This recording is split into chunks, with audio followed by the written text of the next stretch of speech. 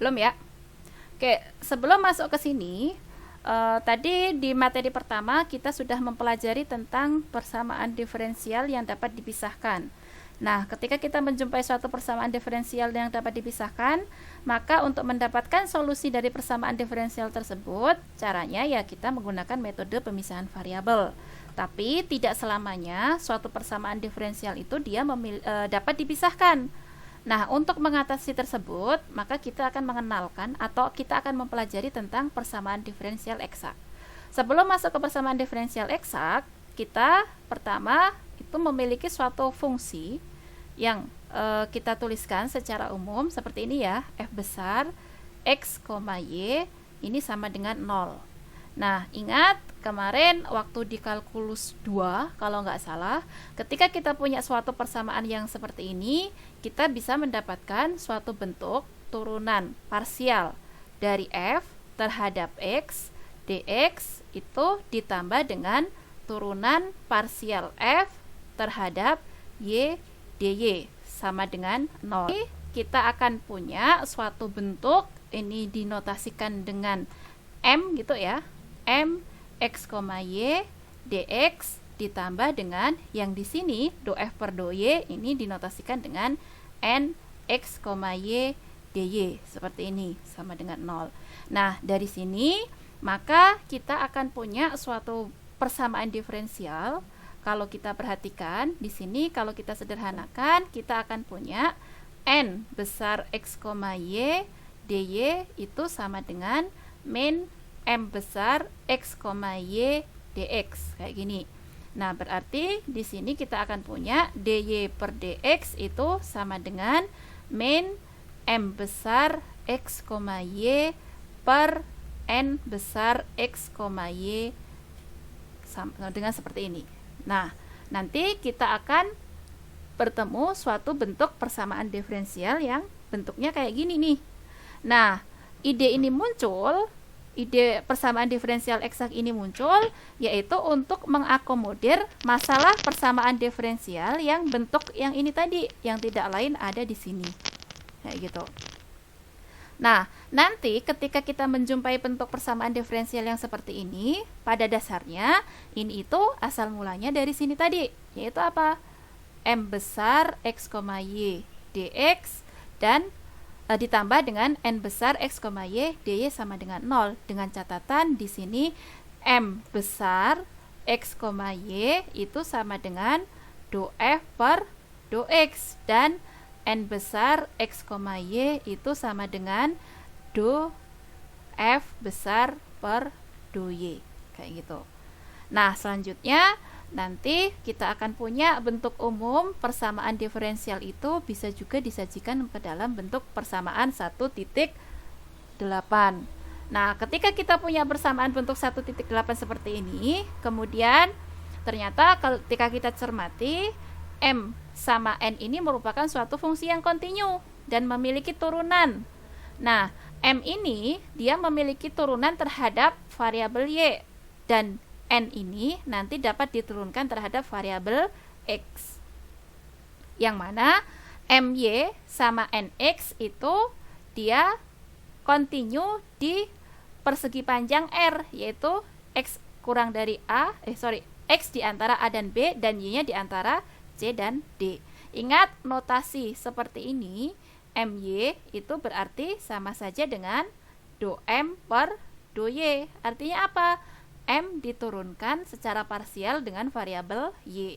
Kalau kita punya nx itu artinya adalah turunan parsial dari n yang diturunkan terhadap variabel x kayak gitu. Nah, ketika kita menjumpai persamaan diferensial seperti ini dan memenuhi ini, yaitu apa? Do m per do y sama dengan do n per do x, maka persamaan diferensial seperti itu dia disebut sebagai persamaan diferensial eksak. Seperti itu.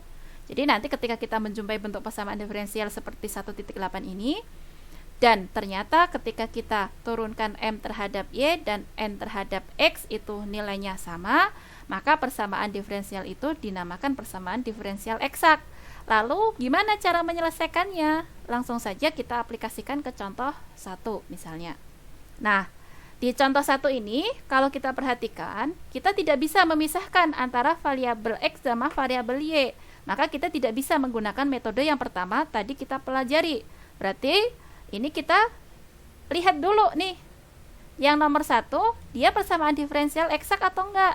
Persamaan diferensial eksak tadi, bentuk umumnya apa? Seperti ini. M X, Y dx plus N X, Y dy sama dengan 0.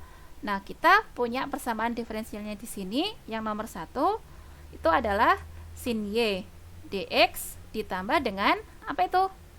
X cos Y min 2Y dy sama dengan 0.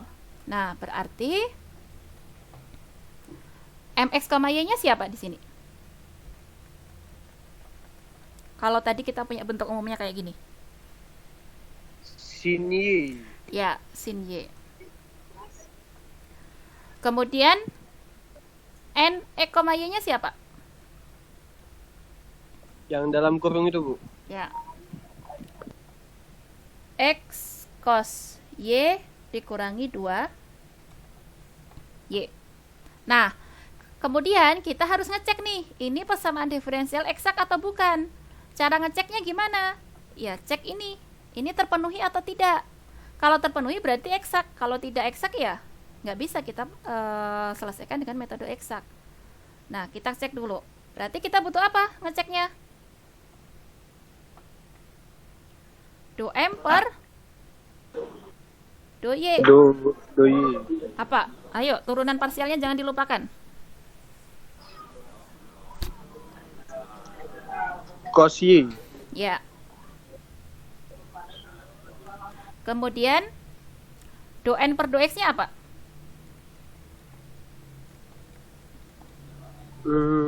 Cos Y. Ya, cos Y aja.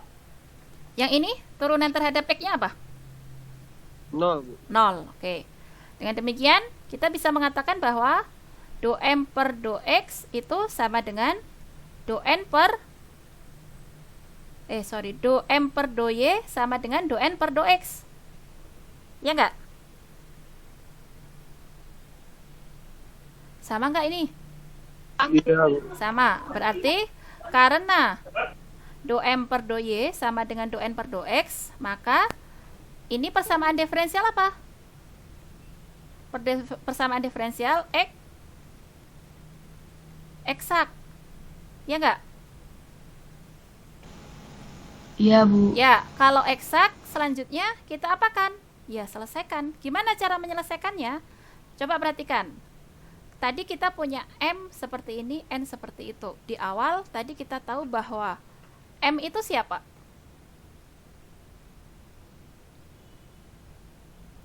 M siapa? Do F per do Y itu ya. Do F per do X. Oh, M, Bu ya. M, Ya. ya. Ini berarti sama saja dengan apa tadi? Do F besar Do per M. do X. Ya. Kalau yang ini do F besar Do per F do Y.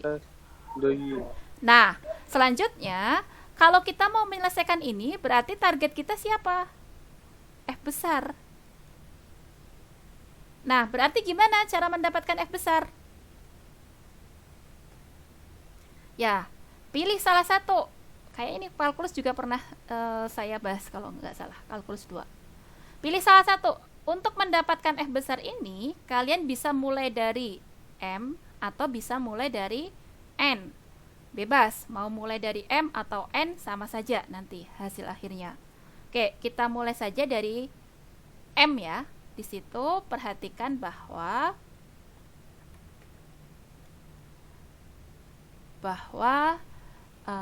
do F besar per do X itu sama dengan M X, Y, yaitu sin Y.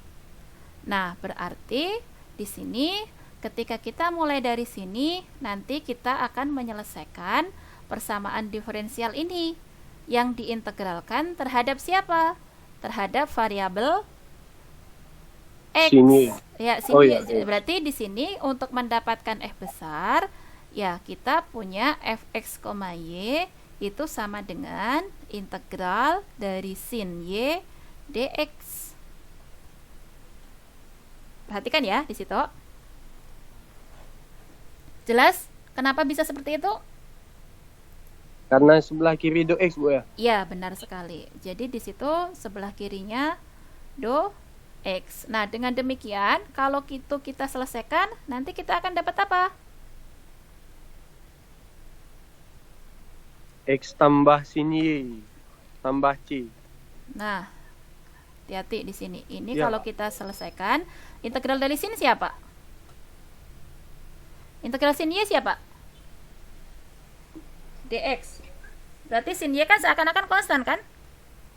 Iya. X X sin sin Y. Y ditambah dengan suatu konstanta. Konstantanya di sini siapa? Bisa karena ini diintegralkan terhadap X, berarti boleh dong saya tuliskan konstantanya itu adalah HY. Boleh nggak? Oh, enggak C, Bu ya.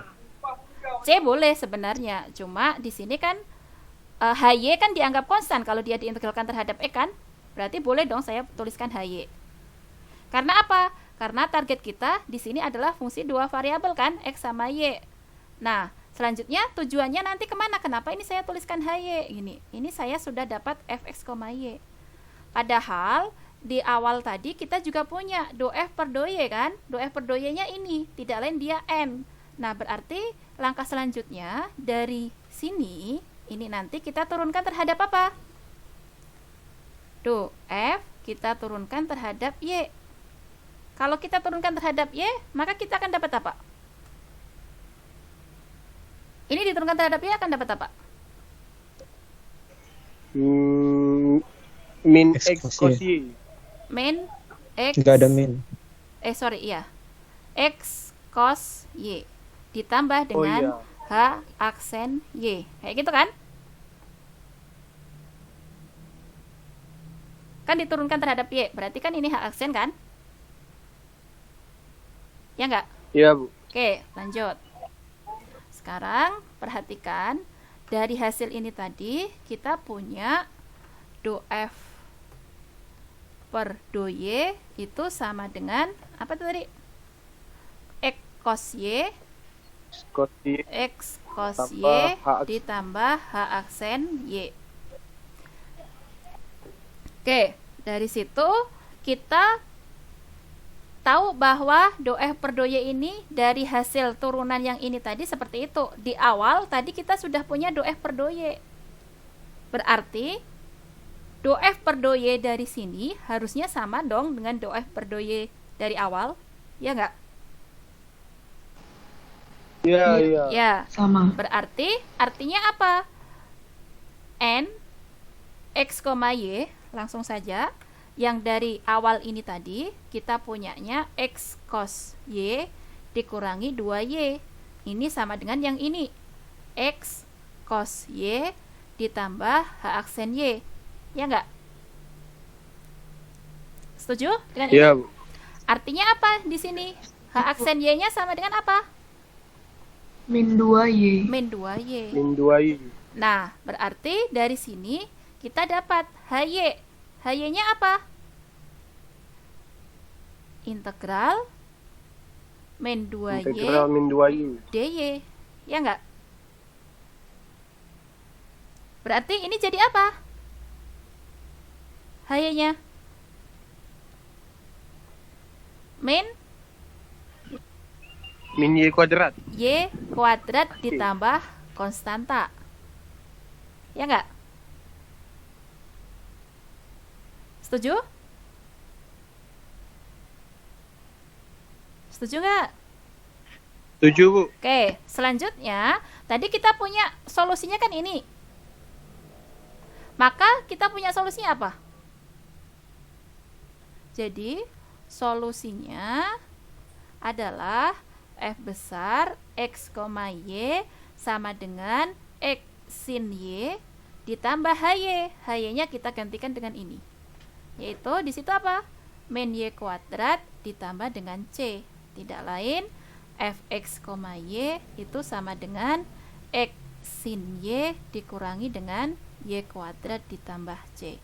Inilah solusi persamaan diferensial yang nomor 1. Silahkan kalau ada yang mau ditanyakan.